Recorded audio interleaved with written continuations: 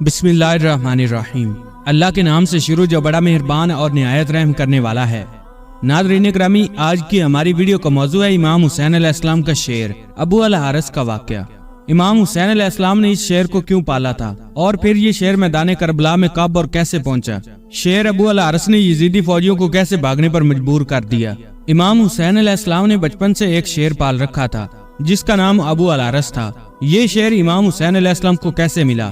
آج کی اس ویڈیو میں مکمل تفصیل سے اس کا ذکر کریں گے، لیکن اس سے پہلے ہمارے چینل کنز الایمان کو سبسکرائب کر لیں اور ساتھ میں لگے گھنٹی کے نشان کو پریس کر کے بیل نوٹیفیکیشن بھی آن کر لیں۔ ناظرین گرامی، ایک دفعہ مولا علی خطبہ دے رہے تھے کہ اسی دوران کچھ لوگ دوڑتے ہوئے مولا علی کے پاس آئے۔ امام علی علیہ السلام نے پوچھا تو انہوں نے کہا کہ مولا، ایک شعر آپ کی طرف آ رہا ہے۔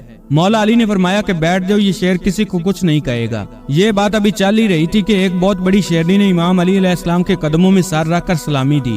اس کے بعد شیرنی نے اپنا چند دن کا بچہ مولا علی کی خدمت میں پیش کیا۔ شیرنی نے اپنی زبان میں مولا علی سے کہا کہ مولا، میں چاہتی ہوں میرا یہ بچہ پل کر جوان بھی ہو جائے اور محفوظ بھی رہے۔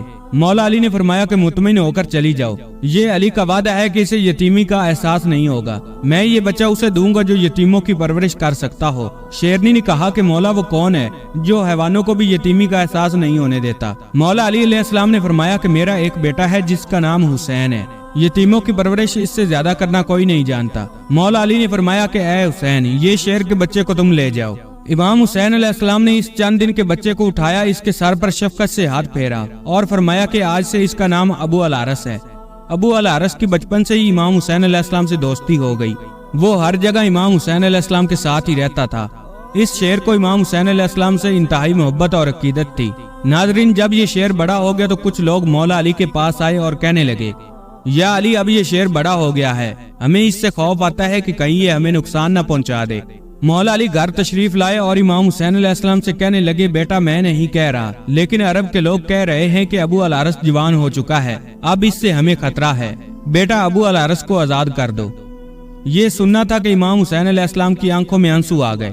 مولا علی کو دیکھ کر مسکرائے اور اپنے بابا کی گردن میں پیار سے باہیں ڈال کر مسکرا کر کہا، بابا جان، جیسے آپ کا حکم ہے۔ لیکن اس کے ساتھ امام حسین علیہ السلام کے اتنے بڑے بڑے آنسو رخساروں پر آ گئے۔ امام حسین علیہ السلام نے عرض کیا کہ بابا جان، آج کا دن نکال لیں، کل ابو الحارث آپ کو نظر نہیں آئے گا۔ امام علی علیہ السلام نے فرمایا کہ بیٹا حسین، آج کے دن کیا کرو گے؟ امام حسین علیہ السلام روئے اور فرمایا، بابا جان دیکھیں، باہر شام ہو گئی ہے اور یہ وقت کسی کو گھر سے باہر نکالنے کا نہیں۔ مولا علی علیہ السلام نے امام حسین علیہ السلام کو سینے سے لگایا۔ جب مولا حسین تہجد کے وقت شیر کو خوراک دینے کے لیے گئے تو ابو الحارث نے کہا کہ مولا، آج اتنی جلدی کیوں؟ مولا حسین نے ساری بات ابو الحارث کو بتائی۔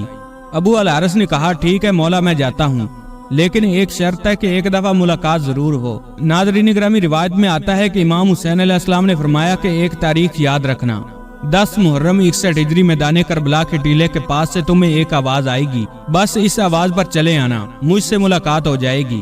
ابو الحارث نے کہا کہ مولا، آواز کون دے گا؟ تو امام حسین علیہ السلام روئے اور فرمایا، میری 4 سال کی بیٹی سکینہ تمہیں آواز دے گی، یا پھر ہماری اماں فضا تمہیں آواز دیں گی۔ ناظرین، آج بھی کربلا محلہ میں وہ مقام موجود ہے جہاں کھڑے ہو کر بی بی فضا نے ابو الحارث شیر کو آواز دی تھی۔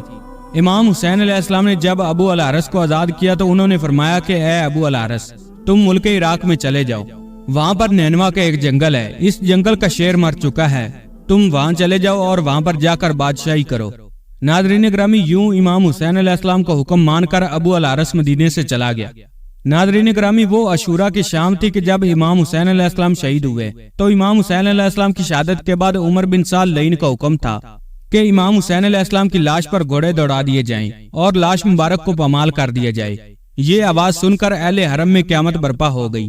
جیسے ہی افواج یزید کے اندر یہ اعلان ہوئے تو بی بی فضا سلام اللہ علیہ حضرت زینب سلام اللہ علیہ کے پاس آئیں اور کہنے لگی، اے میری پاک سیدہ، رسول خدا صلی اللہ علیہ وآلہ وسلم کے ایک صحابی تھے جو سمندر میں سفر کر رہے تھے کہ کشتی ٹوٹ گئی۔ وہ لکڑی کا سہارا لے کر ایک جزیرے میں پہنچے۔ اس ویران جزیرے میں انہوں نے ایک شیر کو دیکھا۔ وہ شخص شیر کو کہنے لگا کہ مجھے اذیت مت دینا، میں رسول خدا صلی اللہ علیہ وآلہ وسلم کا غلام ہوں۔ تو شیر نے جیسے ہی اس صحابی کی بات سنی تو وہ اسے مارنے کی بجائے صحیح راستے پر لے گیا۔ بی بی فضا نے فرمایا کہ میری پاک سیدہ، اس علاقے میں بھی ایک شیر رہتا ہے، آپ مجھے اجازت دیجیے میں اس شیر کے پاس جا کر اسے بلاتی ہوں اور ظالموں کے ارادے سے اسے آگاہ کرتی ہوں۔ जनाब फिजा जंगल की तरफ गईं और उन्होंने अबू अल हारिस कहकर शेर को सदा दी। जैसे ही बीबी फिजा की आवाज बुलंद हुई तो शेर चंद ही मिनटों में इनके पास पहुंच गया। बीबी फिजा ने फरमाया कि ऐ अबू अल हारिस, क्या तुझे मालूम है कि ये जालिम इमाम हुसैन अलैहिस्सलाम के जिस्मी अतर को पामाल करना चाहते हैं और लाश को पामाल करने के बाद ये घोड़ों के टापों से इनकी लाश को नाकाबिले शिनाख्त बनाना चाहते हैं। ये सुनकर वो शेर अबू अल हारिस बीबी फिजा के साथ आ गया और मैदान करबला में पहुंचकर इमाम हुसैन अलैहिस्सलाम की लाश के पास बैठ गया। नाज़रीन, मक्तल की किताबों में है कि इस शेर अबू अल हारिस ने खूने इमाम हुसैन अलैहिस्सलाम से पेशानी रंगीन की और रोता रहा।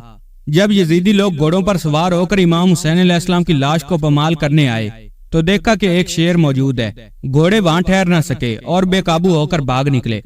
सवारों ने भी पलट कर न देखा। जब इस वाक्य की खबर उमर बिन साद को मिली तो वो लईन कहने लगा कि इसको किसी पर जाहिर न करना, ये एक फितना है। नाज़रीन, जनाब फिजा सलामुल्लाह अलैहा ने शेर के आने की खबर जनाब ज़ैनब पाक सलामुल्लाह अलैहा को सुनाई और इस तरह लाश अतर पामाल होने से महफूज रही। नाज़रीन ग्रामी, ये थी आज की हमारी वीडियो।